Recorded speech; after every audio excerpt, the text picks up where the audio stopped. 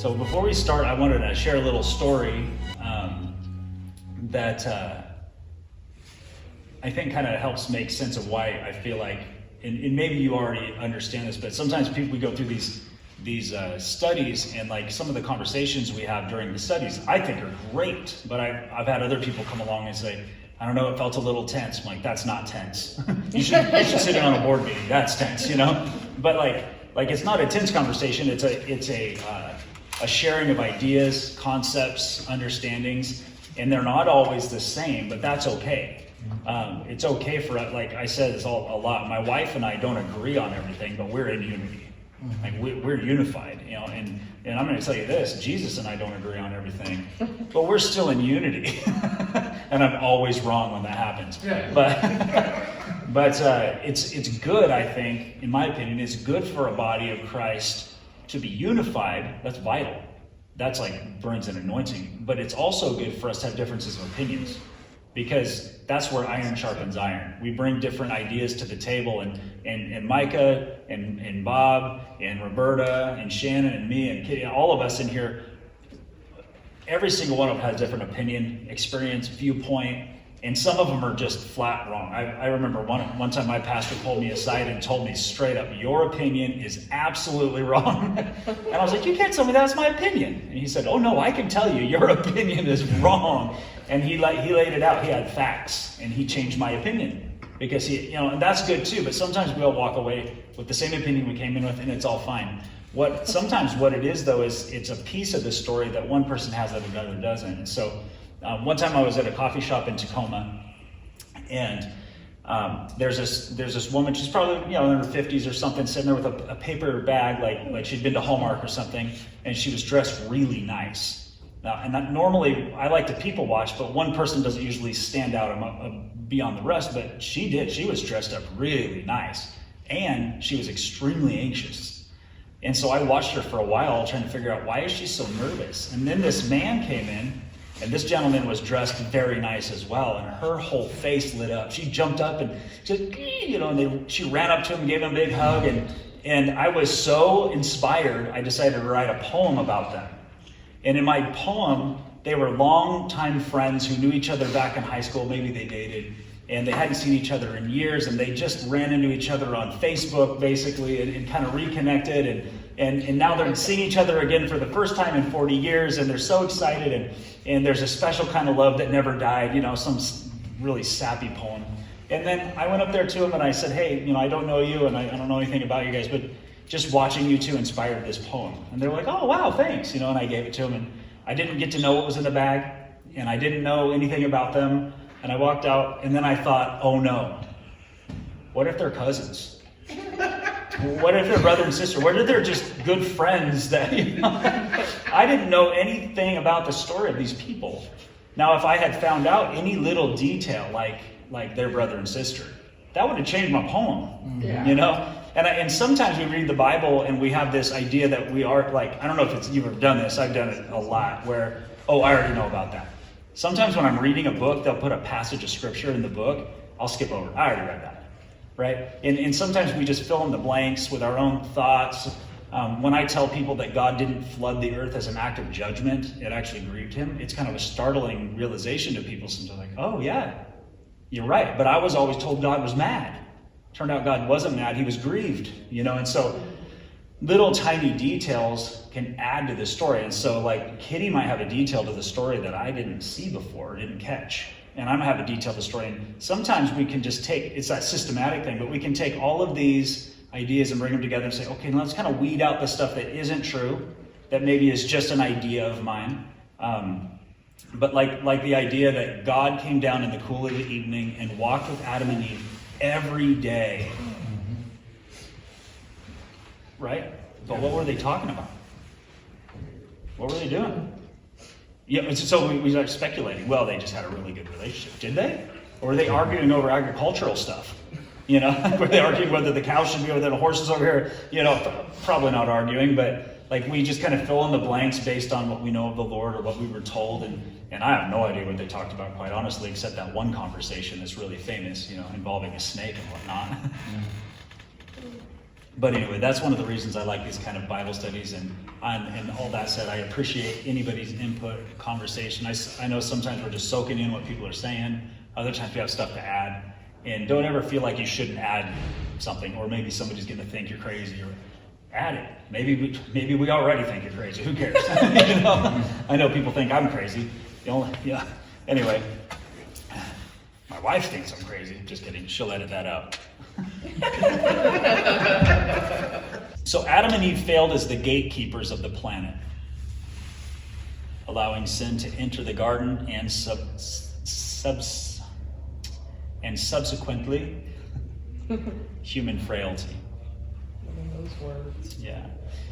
Because of this, while born innocent, every human will at some point be confronted with the opportunity to willfully choose to rebel. This is the moment in your notes there. This is the moment when a person chooses to step into sin. It's always a choice. And I said, thank God for Romans 3:24, and I'll read that to you. Romans 3:23 and 24 are, they really need to go together. They don't often get quoted together. For all have sinned and fall short of the glory of God, and are justified by his grace as a gift through the redemption that is in Christ Jesus. So we've got the fact that all have sinned, but we also have the fact that we are justified by his grace through the gift. So it's so we learn by the story of Cain that sin did not enter at birth, but rather when he chose to rebel against God's instruction. That's when sin entered in. That's where, and we see where he didn't rule over sin, and that drove him to murder. It is when a person eventually chooses to open the door to sin like Cain did that sin, quote, comes in. And I don't know if you've ever heard of Christus Victor, but it is what's called an Atonement Theory. And there's a book by Gustav Auler, which I'm not quite sure how to say his last name. He's German. He wrote a book back in it's an old book. Can't remember how far back, like in maybe the 60s or 50s. About what Christus Victor is, as opposed to other systems of atonement, like understanding of the atonement and salvation. And he really lays it out well. It's kind of a dry read if you're not into that kind of thing, but if you're ever looking for somebody who really just lays it out well, let me know and I'll turn you on to the book. But for the first 1,000 years of Christianity, the Christus Victor was really the only view held by the church. They didn't really hold to any other view of salvation or atonement. It was just the Christus Victor. And we'll look at it a little bit more, but the basic summary of it is God had a plan that he established from the foundations of the world. And when man sinned, man eliminated himself from that plan, except that God in his mercy had already anticipated that. And so he sets what we call the plan of the ages, where he already had planned on, if this doesn't work, I've got a remedy. And so when Jesus came, so Adam and Eve, when they rebelled, they gave authority of earth to Satan. And so Satan, death comes in and sin is in the world, and Satan starts screwing things up. And we see right off the bat, came like the first kick, just all of a sudden there's murder. It's rough. And Satan starts really tearing things up, and we'll see some of that as we go, to the point where God had to flood the earth. And then afterward, there's still all these uprisings of oppressors and sin in the world. And when Jesus comes and doesn't sin, he literally doesn't sin ever in his whole life. He made it through childhood. He made it through puberty. He made it through his early 20s. I mean, he never once sinned. And when he did, what's crazy is when he did that, he never once served Satan. There was never a point in his life where he succumbed to temptation or to Satan's control or tricks. I shouldn't say control, but tricks. He didn't, and we see he was tempted, but it didn't sin. And it says in Hebrews, he was tempted in all ways that we are, and sinned not. So Jesus is the victor over sin. And because he didn't sin, he didn't have to pay the punishment of sin. Right? The wages of sin is death.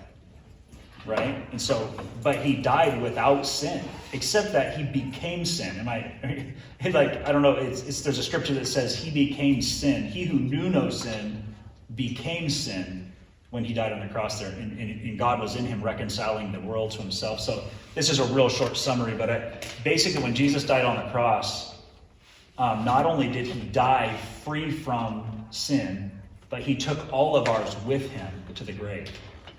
Okay, and so he took back the authority that Satan stole. Satan took authority on earth from Adam, and then Jesus came and took it back. And didn't say, all right, guys, let's try something new. No, he got him back to plan A. Like, we're gonna pick up where we left off in the garden, and this time it's gonna work because I am the last Adam. And I didn't mess it up like the first one did, and no other Adam's gonna come along and mess it up. I won. Christus Victor means the victorious Christ. And so he took back all authority, and he even says it in Matthew 28, all authority in heaven and on earth are mine. Therefore go and tell them, go and spread the good news, go into all the nations, he says. So I want to look at Christus Victor. This is probably the most orthodox view of salvation. And when I say orthodox, I don't necessarily mean Roman Catholic. I mean like original. A lot of scholars say that, is it Luke 11, I think, the prodigal son? They say the prodigal son is probably the best definition of the Father, the best example of the Father given by the Son himself. And it even says sinners and tax collectors and Pharisees and religious leaders are all drawing near to Jesus, and some are grumbling, and they all have a misunderstanding of the Father, so Jesus just lays it out. Here it is. Here's what it's like. And so for the first 1,000 years, the church had a real good understanding that there's a loving, benevolent Father who forgives and restores. And Christ won. Christus Victor, he won the battle of the ages and will never lose. There will be never be a loss again. That said, this changed around the 1100s when Augustine brought in he was very influential. He brought in kind of a Greek classical addition to Christianity. Thought like concepts like original sin and the idea that sexual intercourse is a sin and things like that. And then Calvin in the 1500s, I believe, he kind of organized those thoughts, added some of his own, and developed what we know today as Calvinism. Christus Victor. Today there are a myriad of different views on the atonement, called atonement theories. And here are some of the common ones. Ransom Theory. This theory, Satan held humanity hostage and Jesus paid the ransom to get us back. There's the penal substitution theory. God's wrath is aimed at sinners and they must be judged. Jesus received God's wrath in our place. And then another one is the satisfaction theory. Sin is an injustice that must be balanced. Jesus' sacrifice brought the balance. There's a lot more to those theories. There's entire books written about those theories. I did my best to try to sum them up a little bit. I don't feel like I did a real good job, but you can. Stop that. Well, I'm just saying, there's a lot more. You guys can look them up though if you're interested in these other theories. They're very commonly held theories among different groups. But for the first 1,000 years of church history, before Calvin, Luther, Anselm developed their before these guys, they developed their theological systems. The church held primarily to one view of the atonement called Christus Victor, the victorious Christ. So for the first 1,000 years. And here it is. Adam and Eve were given authority to reign over earth, to subdue and to multiply. And the word subdue, I've mentioned it before, it's a military term meaning to spread dominion, literally take over the earth. And so they were given authority to do that. And then of course to multiply, to make more like themselves. And when they chose to obey temptation rather than the Lord, they relinquished their authority to the serpent. The devil then reigned under the power of sin and death. Until Jesus came as a man. He's called the new Adam, the second Adam, last Adam. Adam is the son of God because his father created him from the dust of the earth. But he wasn't God. Right? But then God came as a man, as the eternally begotten, the Son of God. It's a mystery. How can you be a son eternally with no beginning? It's really mind-melting. But he came as the second Adam. He came with that same kind of authority, didn't give it up. Jesus lived victorious over temptation and took back the authority of death and Hades from the devil. This makes Jesus the victor. The doctrine of Christus Victor provides us with an opportunity to ask ourselves a very important question: which Adam will I identify with? The first Adam who failed and allowed sin in, or the last Adam who undid the mess of the first, allowing for us access to his victory? And I really believe that that's one of the blessings of this fairly simple. There's a lot more conversation involved in Christus Victor, but which Adam do we identify with? I don't know if we'll get into it or not, but there's a lot of different, like, Gnostic dualism and asceticism, different ideas that people have tried to identify with both. And the Bible calls us to identify with one, the man Jesus Christ, the mediator of a new covenant, where we're not wrapped up in the mess of Adam. He actually set us free from that. Or some of the other things. I mentioned a few other theories, but I think the most commonly held theory in our Western culture, and I heavily I put like all caps on Western. It's a Western concept. Is the penal substitution theory. In the Eastern Church, they can't wrap their mind around the idea that a father would do something like that to his son. So this part is where I think it starts getting kind of fun, the lineage of Noah. I mean, it was fun before, but it was a little heavy on the theories. Let's get back into the Bible. The lineage of Noah, Genesis chapter 5. And I don't know about you, but I have been guilty of skipping over the lineages a lot. I just don't want to try to read all those ancient Mesopotamian names and who had who as a baby, you know? But when I started learning about ancient priesthood and who the priests were in the ancient world, it really started catching my attention, because I realized they were naming the oldest son of families many times. And so let's look at the name list. The culture of the ancient Near East held ancestry as very important. It was their connection to familial origins. In our culture, only recently, because of Ancestry.com, do we even care. Most people, I don't know how many people I've said, like, where's your family come from? I don't know, Baltimore. Like, they don't know, like, their ancestry or their history or when they came to America. They don't even care. Again, lately, more people have been, some cultures are more into it, but even like my culture, we finally were able to trace my family back more than one generation into Czechoslovakia. We're like we come from Bohemia, and we're just like, we get all the way back to Grandma and Grandpa Joe and Josephine, and then it just stops there. And finally, somebody was able to get further back. But so even for those who were interested, tough luck, because nobody kept records. You know, they were just, well, we're Bohemians, so we're just moving around, I guess. I don't know. But back then, it was their connection to their family origins, which was very important. It was an identifier of positions of authority or a connection to wealth, and very important, land rights. If you knew who your ancestors were, you knew where you belonged. You knew where you could live, and it was your land right. And even today, we still see that with Israel. There's a lot of controversy over who has rights to that property. You know, who has the right to live in Israel.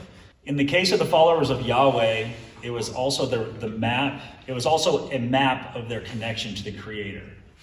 So what we're about to look at is Noah's lineage from Noah to Adam, and that was their connection to God, which is very interesting to me. You know, it's one like when my kids found out, when I was talking to my kids about how we were Jewish, they're like, "What does that really mean?" I'm like, it means Jesus is like our cousin or something. You know, and they're like, "Oh, right on, that's cool." You know, but really, it means a lot more to certain tribes or people groups, like who their family is and the lineage back to so and so. You know, so in the modern West, we have no real need for an elaborate family history like they did.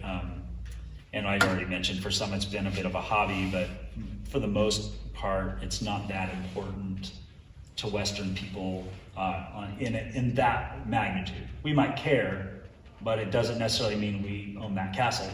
You know, like my mom's side of the family, they traced it all the way back into England and some royal connection, but I still don't own the castle. You know what I mean? It doesn't mean I can go move into the castle. So things are definitely different in the Western world.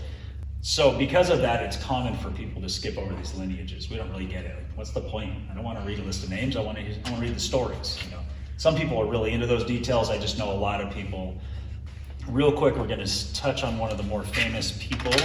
I call him the normal man of mystery. I think this is kind of a cool thing for especially Pentecostals to see. Enoch is probably the most well-known member of Noah's ancestry. And here's why. He's famous for being so close to God that he was literally taken to heaven without seeing death. He didn't have to die. He just got to go straight to heaven. It says he walked with God and then he was no more. A very important note to take is that Enoch was a normal person doing normal people stuff and pleasing God while doing it. We see here that he was, in Genesis 5, it says that he walked with God for 300 years and had other sons and daughters. Altogether, Enoch lived 365 years. Enoch walked faithfully with God, and then he was no more because God took him away. We see that Enoch was a married man with children. And I've heard people say like, oh, I wish I could do more for God, but I have these kids, I tell you what, and I just can't. I don't have time to pray. I don't have time to read my Bible. You're lucky I'm in church, but we see Enoch, who's raising kids and has this walk with the Lord that it's something special for sure. Then it says, by faith, Enoch was taken up, and that he should not see death, and he was not found because God had taken him. Now, before he was taken, he was commended as having pleased God. He was a God-pleasing father and husband. He was not a mystical hermit in the mountain forest. He was not some celibate monk on an island monastery. Okay. This right here. Oh, we're still. Enoch's life contradicts many mystical ideals. People have these ideas that you have to do these certain things to be more spiritual, and Enoch blows those ideas out of the water. People think that certain diets will make you more spiritual. Various forms of self-denial or punishment will make you more spiritual. Seclusion, celibacy, vows of poverty, all these ideas that this would make you more spiritual. I'm not saying that sometimes God doesn't call people to those things. He does.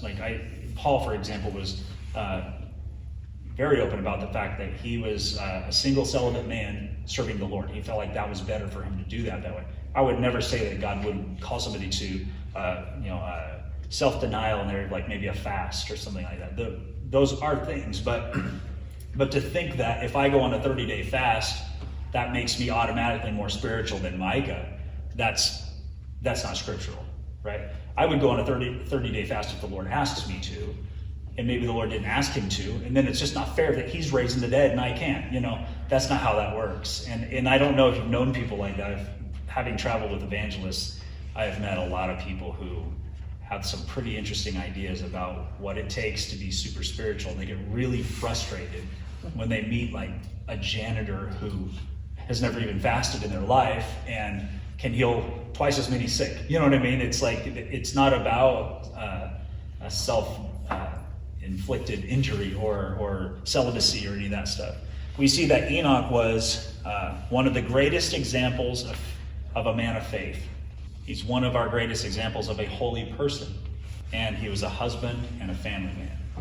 And being a husband and a family man didn't make him more spiritual either. I want to make that clear too. It was just, none of those things make you closer to God or separate you from God. It's about an intention. It's intentional. And I heard one preacher, he had a timeline of people's lifespans during that time. And he showed that Enoch would have been alive when Adam was alive.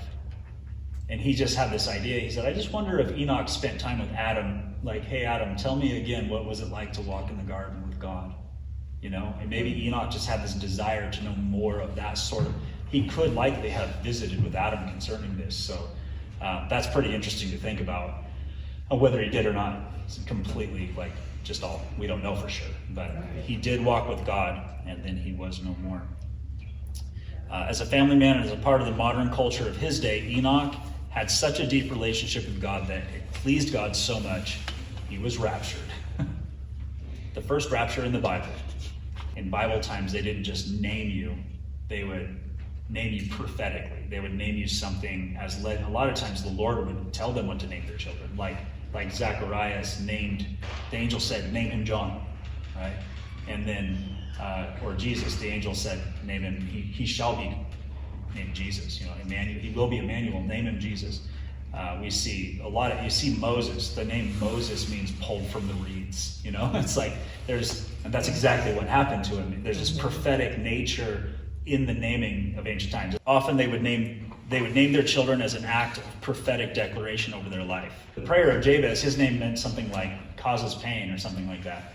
And he was raised, like he grew up with that people call him, you cause me pain, And so his prayer was, and don't let me cause pain anymore. Like he didn't want to be prophetically called by that anymore. He didn't want to live that prophecy. So I think it's interesting. Some people were named like Ichabod, like, oh, what a terrible name.